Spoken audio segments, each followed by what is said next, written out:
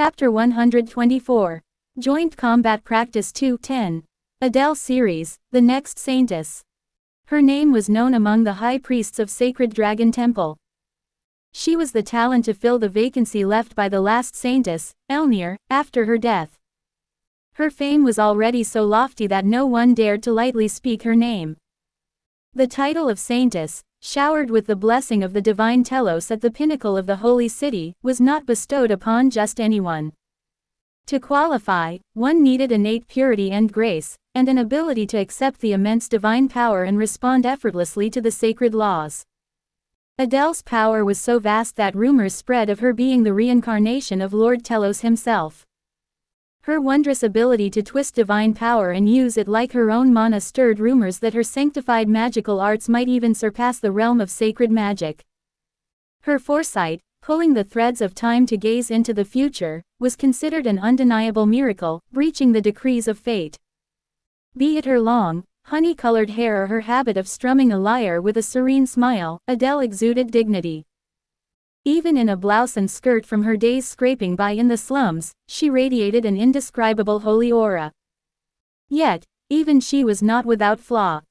Her origins from a lowly orphanage in the commercial city of Oldic, possessing such immense divine power yet incapable of controlling it by herself. These aspects occasionally became her Achilles' heel. However, despite her shortcomings, there was no one more fitting than her to take over the vacant position of the next Saintess. Having received the Saintess's baptism and the blessing of the sacred laws, Adele was just about to ascend to the position of the next Saintess.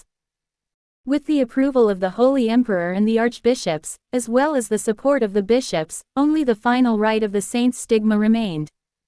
In the plaza before Sacred Dragon Temple, under the midday light, she would prick her finger with a dagger and let her blood drip into the holy water, a ritual that would publicly unveil her as the new Saintess before the masses. On the eve of her saint's stigma baptism, sitting alone at the very top of Sacred Dragon Temple's spire, Adele closed her eyes gently while gazing up at the night sky. From the orphanage in Oldic to the top of Sacred Dragon Temple, she had experienced an unbelievable rise in status in just a few months. She was not quite accustomed to the pace, but Adele had a sense of the world's flow. Yet, upon receiving the Saintess's baptism and feeling the intensified divine power coursing through her, she began to glimpse fragments of a new future. A previously unclear tendril of the future seemed to slip into her hands, and she focused intently, eyes wide open.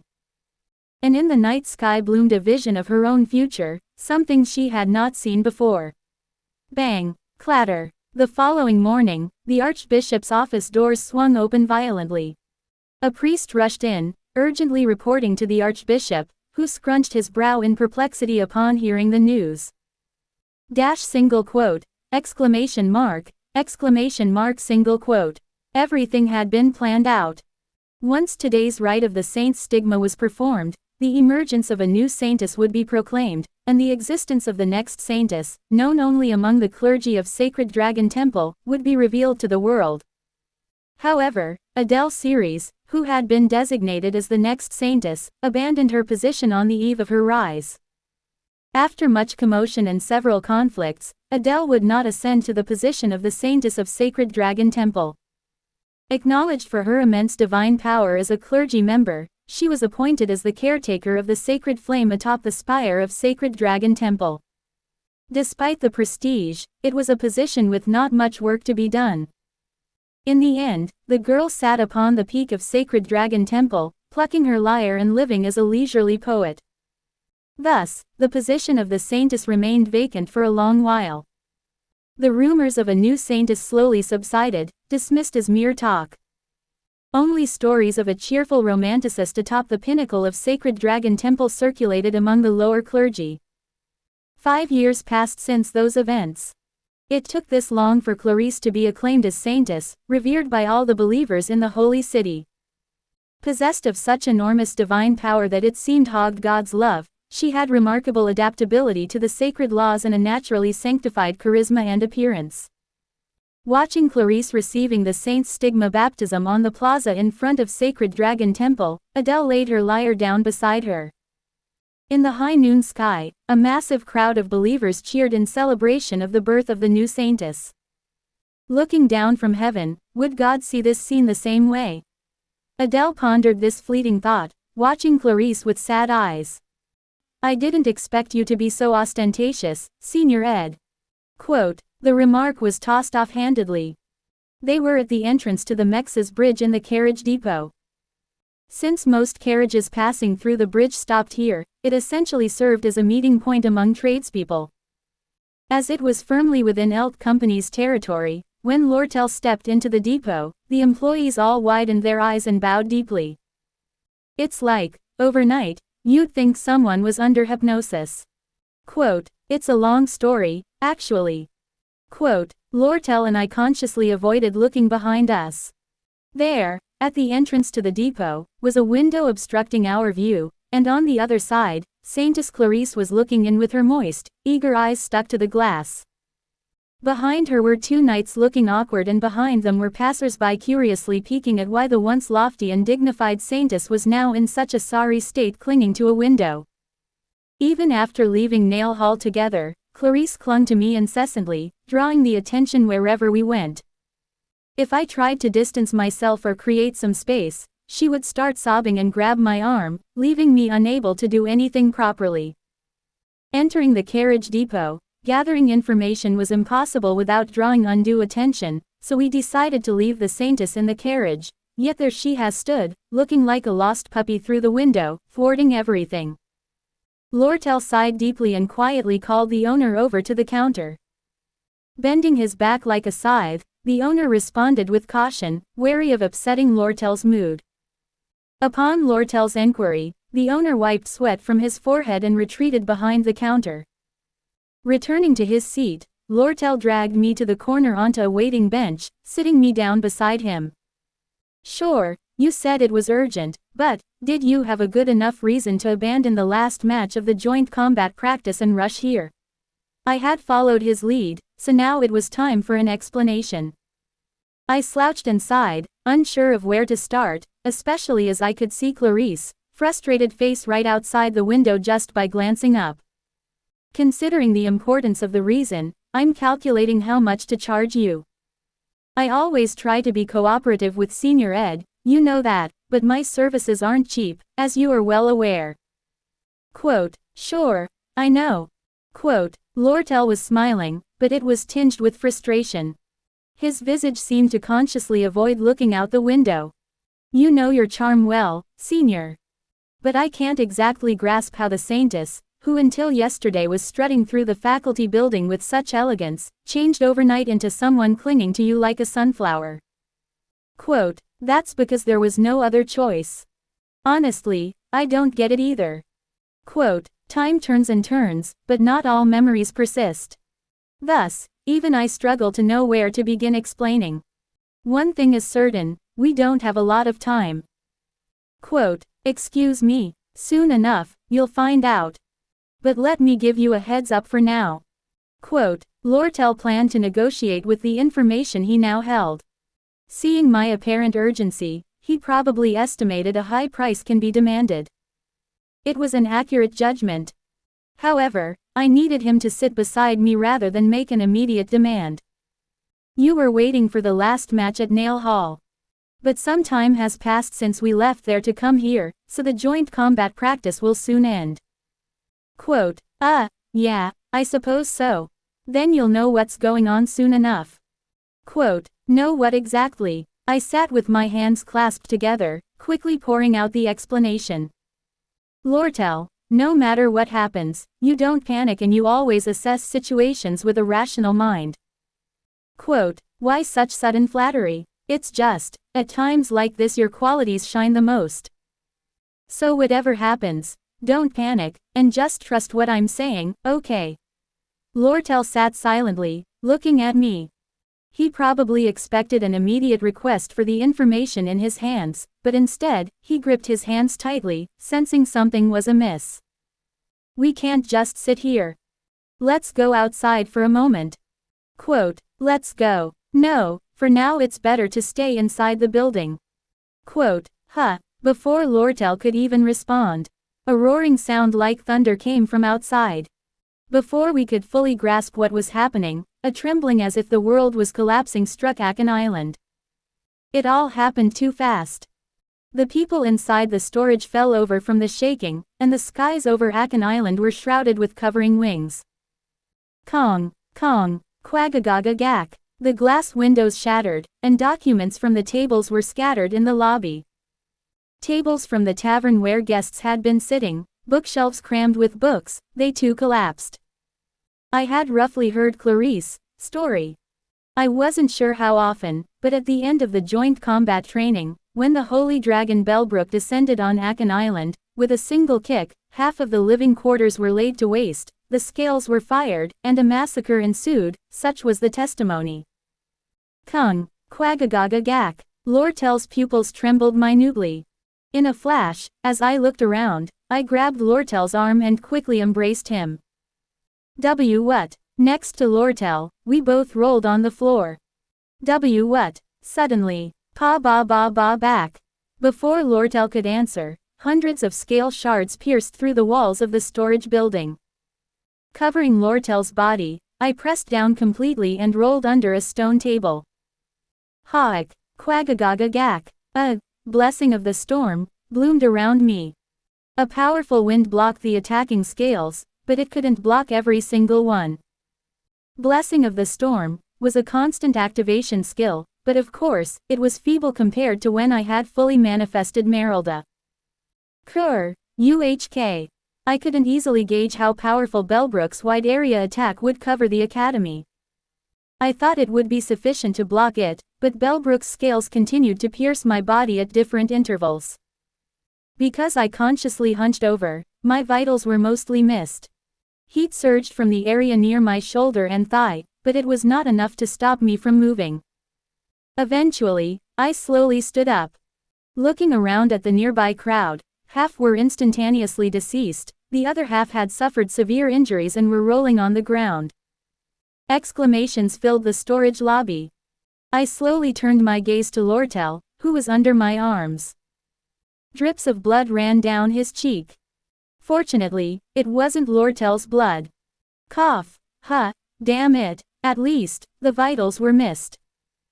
Quote, Lortel's pupils shook while he faced the dripping blood. Although my appearance, peering down while staggering, must have looked awful, it was a miracle that I had survived these wounds. The carefully finished marble exterior of the storage was quite sturdy, the scale attack was partially blocked, and we rolled under a high-quality stone table which somewhat held up. Thanks to that, we were able to neatly dodge Belbrook's first attack. Well, it wasn't exactly neat. Hey, senior, gasping for air and looking up, Lortel. Perhaps hyperventilation hit him momentarily, as his chest heaved up and down with breath. I staggered to my feet and swiftly pulled Lortel's hand, lifting him up. Unable to resist the force lifting his body, Lortel stood. Upon seeing the corpses scattered around, his eyes trembled once more. Kong! The roar of the holy dragon split the skies again. I, too, was breathless from the rapidly changing situation, but forced myself to maintain rationality as I placed my hands on Lortel's shoulders. So, even amidst all this, Lortel held the notes he received tightly in one hand. How much? Lortel looked at the wound on my shoulder and quickly grasped the area tightly to stop the bleeding. As I groaned in pain, he wore a confused expression and quickly composed himself again. In such a situation, it's no surprise if anyone's body trembled with panic. However, Lortel maintained his senses even amidst the chaos, speaking. Compared to the price of my life, there's quite a lot of change left, isn't there?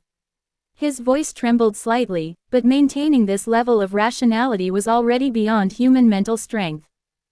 We don't need change. Quote, that's good.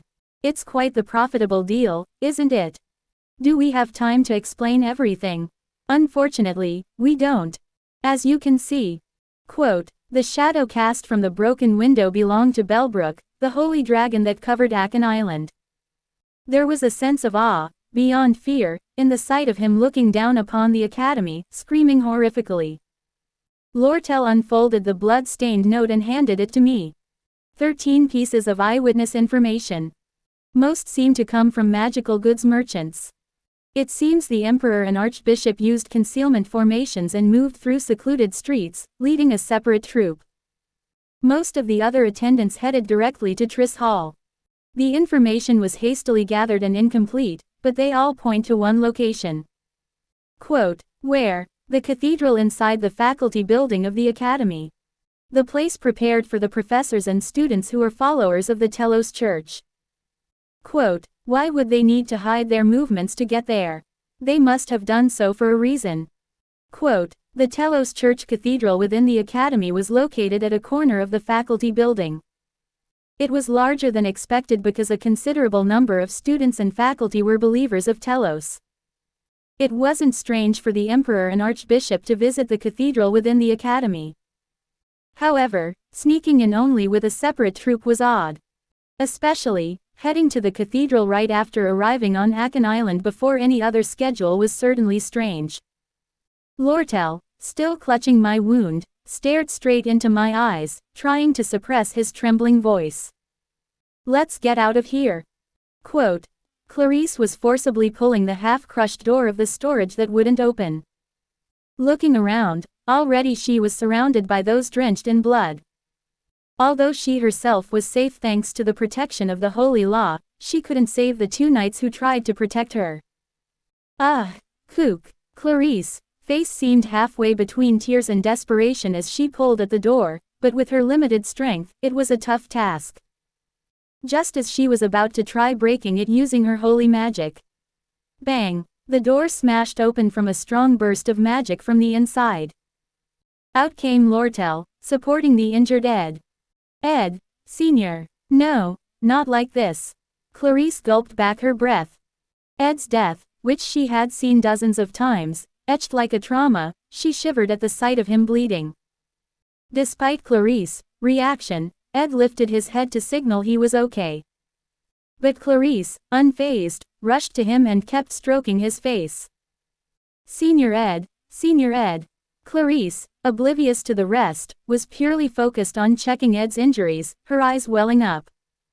We can still make it, barely. The wound is deep, but we can reach the faculty building. It's fortunate. Quote, despite the tumultuous situation, Lortel looked up at the holy dragon covering the sky, shuddered for a moment, but then clenched his teeth, maintaining composure.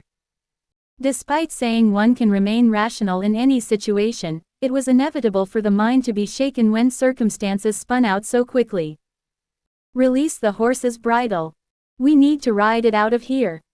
Quote, brushing aside the holy woman who was making a fuss over Ed, Lortel followed Ed's instruction, quickly unfastened the horse from the wagon, and started to lead it out.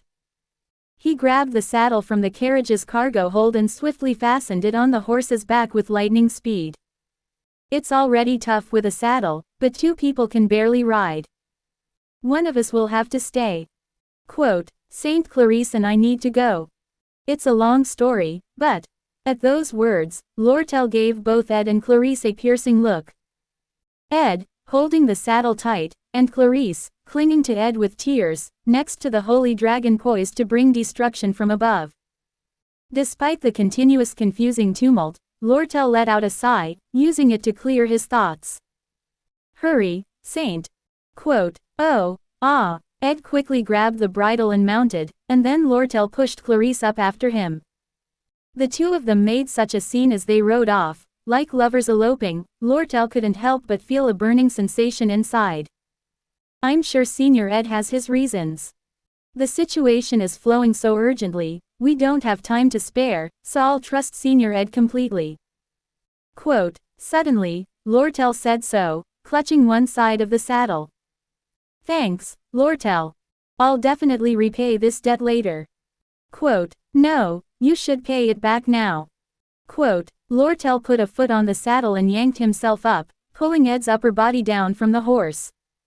He kissed him deeply, and then, with a swift move, jumped back down from the horse. Ah, Clarice, her face turning crimson, covered her mouth in astonishment and confusion, letting out a sigh. That's two for you, Senior Ed.